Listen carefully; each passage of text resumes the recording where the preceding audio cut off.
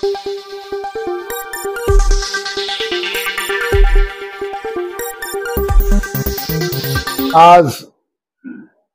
7 तारीख सातारा जिल्ह्यातला शेवटच्या तालुक्याचा दौरा तालुका म्हणून आज सातारा फलटणमध्ये आलेलो आहे।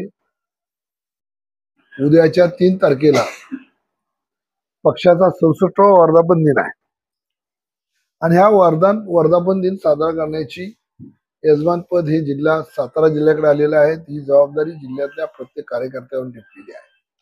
म्हणून हा वर्धापन दिन हा भूतो ना भविष्यतो झाला पाहिजे ही मानसिकता डोक्यात ठेवून गावागावात घराघरात लोकांनी पोचलं पाहिजे, कार्यकर्त्यांना मार्गदर्शन झालं पाहिजे। म्हणून आजची इथली बैठक संपन्न झालेली आहे आणि या बैठकीमध्ये किमान 1000 लोक घेऊन येण्याचा निर्धार आमचे सहकारी मित्र विजयराव येवले असतील, राजू मारोडा असतील, संजय निकाजे असेल, काय तुझं नाव राखी असेल, आमच्या विमल काके आले असेल, त्याचबरोबर आपली ही अशोक शिंदे त्याची मिसेस अशी सगळे आलेले आहेत आणि सगळ्या समाजाची लोक आज इथे मुस्लिम समाजाची लोक आलेली आहेत, त्याबरोबर पारधी समाजाची लोक आलेली आहेत आणि अशी सगळ्या समाजाची लोक आज एकत्र बसून इथं आता निर्णय झालेला आहे की उद्याचा वर्धापन दिन आपण फार मोठ्या ताकदीने साजरा करायचा आहे।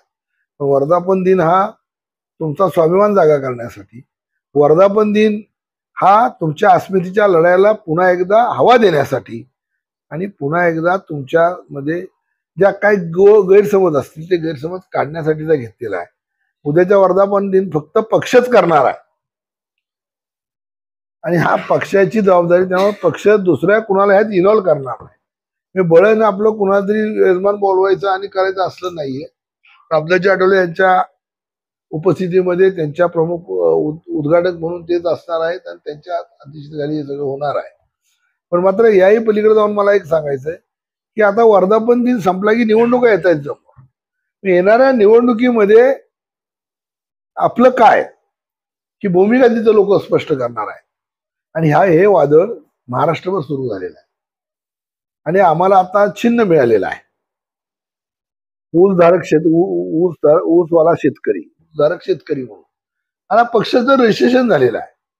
उद्या जर या पक्षाने उमेदवार उभे केले नाहीत तर हे ऊसधारक शेतकरी चिन्ह गेलं तर पुन्हा चिन्ह मिळवण्यासाठी पुन्हा एका पिढीला संघर्ष उभा राहील। त्यामुळे एक पिढी लोप्त पावेल आणि ती पिढी वाचली पाहिजे म्हणूनची लढाई आहे। माणसात स्वाभिमान आला पाहिजे म्हणूनची लढाई आहे आणि आमच्यावर होत असलेल्या अन्यायाला उत्तर म्हणून ही उद्याचा वर्धापन दिन आपण सातारमध्ये घेतलेला आहे। माझा मानस आहे की या वर्धापन दिनाला 25,000 लोक एकत्र येतील।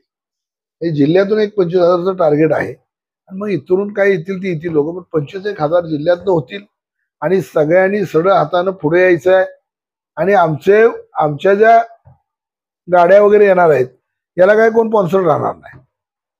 त्या आमच्या गाड्या आमचा गरीब कार्यकर्ता 20-25, 50-50 रुपये वर्गणी काढून येणार आहे। एरवी दुसऱ्या पक्षाचा वर्धापन दिला की त्याला स्पॉन्सर असतो, आमच्याकडे स्पॉन्सरच नाही, कारण मुळात आम्हीच भिकारी, तर काय वडिलांकडे चोरी नाही ते दुसऱ्याला काय चोरी देणार असली आमची अवस्था आहे। त्यामुळं या सगळ्या कार्यकर्त्यांनी चांगला संच केला। आता आजची मीटिंग छान झालेली आहे। या मीटिंगमध्ये प्रत्येक कार्यकर्ता मनापासून कामाला लागलेला आहे। मी आवाहन करेन की प्रत्येक तालुक्यातनं 1000-2000 लोकांनी एकत्र यावं आणि त्याबरोबर शहरातली त्याच्या दुप्पट प्रमाणात यावं, यासाठीची ही लढाई आहे आणि उद्याचा वर्धापन त्यासाठी